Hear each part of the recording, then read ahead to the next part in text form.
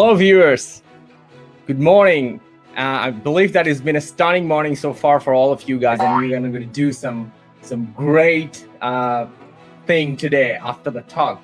Because today we have a guest. After bringing so many experiences in industry, finally she decided to start helping other HR professionals to be successful in HR role. So now she's a lecturer of human resource management at Marcus Oldham College. And I'm pleased to introduce you today, Kat Gorman. Hi, Kat. Kat, how are you today?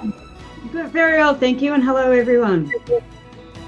All right. So if you want to build your career in HR field, this is a great stream for you to watch. If you want to, you are also already in, want to do an organizational development, or you want to do your future career forecasting in any field, we're going to talk about it too, because Kat is going to talk about it. So now moving to the next question is about, look, you've been like a full-time manager, you've been doing a postgraduate students, and you have a lovely 3 kids as well too.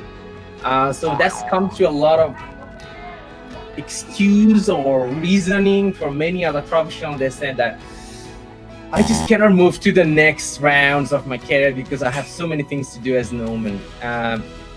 What thing really do to help you to be efficiently manage so many streams at the center? Many of the professionals said, "Oh, I can't take another degree because I don't have time. Oh, I have to quit the job to study my next level." But you have been doing all simultaneously. What are the things you're doing to be efficient?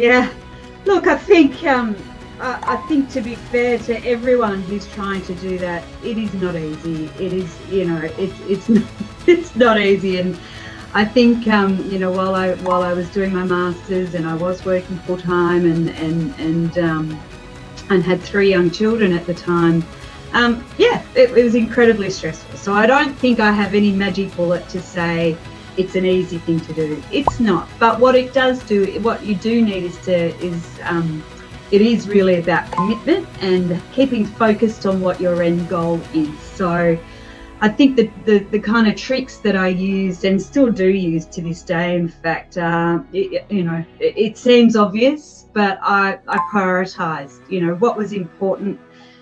How did I put my day into sections so that I was able to give my family time, I was able to give my work time, and I was able to give my study time. So prioritizing, and that's really about, for me, was about making lists about what I wanted to achieve that day, and trying to be as disciplined as I could about that. So, if I was focusing on my family, I wasn't allowing work or study to distract me, and likewise when I was studying, I was not letting work or family distract me. So I was really removing those distractions, and I still do that to this day. If I'm focusing on one thing, and simple things like turning my email off. I hate being my day being dictated to by my email inbox. So I often, if I'm feeling like I've got to get some work done, I'll just turn it off. People can wait, an hour or 2 hours for a response to an email. I think we've all been trapped in this idea that we have to respond to every email the minute we get them. I think, that stops us being effective in our work. Schedule breaks, it's a bit of a no-brainer. Well, but your brain needs a rest. Go for a walk, go for a run, go out and get some air, get some sun, whatever it is. But sometimes you just need to not think about anything, and that gives you the energy to then refocus back again at work or study or whatever it may be. Number one, a really big one is being realistic about what you can achieve, not only to yourself, but to others. So, if you have a deadline or if you have some work to deliver, be honest about when you'll get it done. Don't try and say, I'll get it done, it'll be done first thing, I'll be right onto it. be realistic about when you can get things done, because then you're more likely to achieve them. You won't add stress to your life, to your work life, and you will do a better job. So try, and that's where that negotiation comes in. Your boss, your manager might be saying to you, I need this done first thing tomorrow morning. And if you're you're not going to get it done, then say that and say, okay, if I do that, that means I can't do this other thing that I'm working on. What's more important to you? You know, what's more important to you that I actually complete?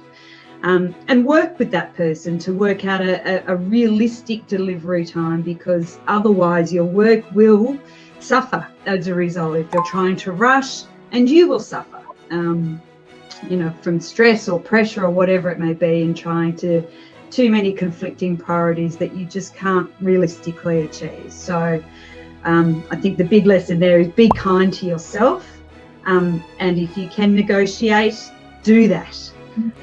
People tend to understand, and it's a much better outcome for all. And use the knowledge and skills of others around you. You know, I definitely seek help.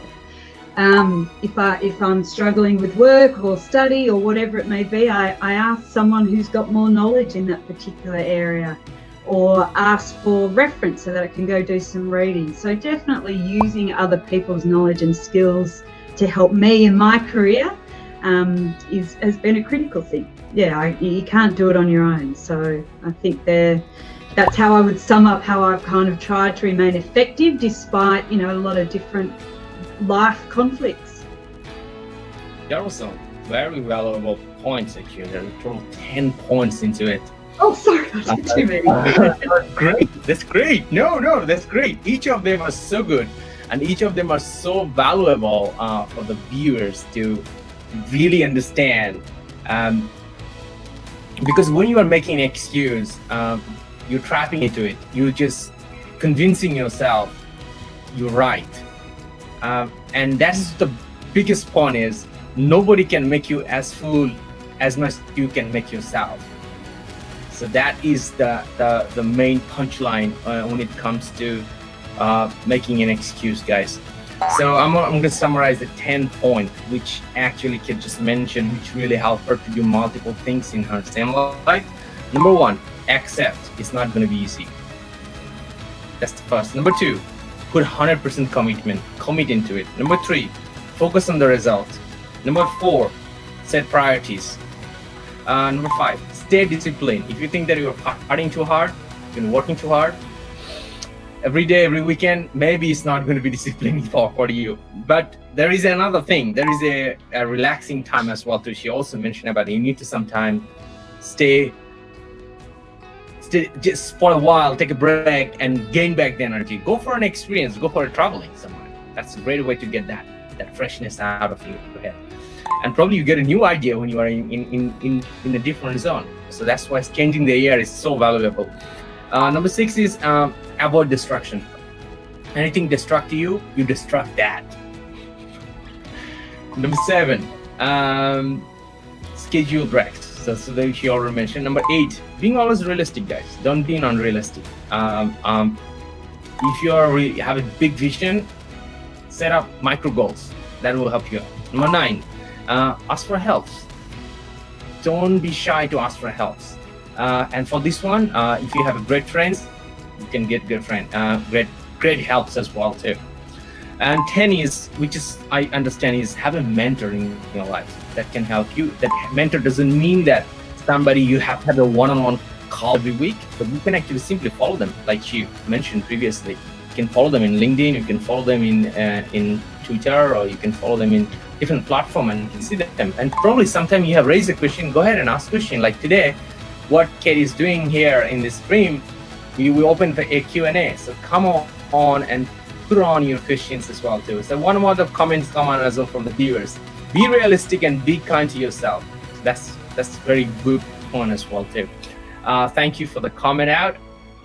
And you probably wanted to see the whole podcast episodes where we share a lot of strategies. So don't forget to click this video right now so you can see the whole episodes where we share a lot of strategy.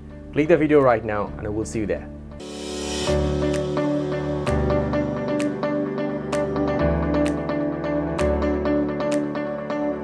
Are you a leader or an HR professional? So for you, this is a great channel. So don't forget to subscribe.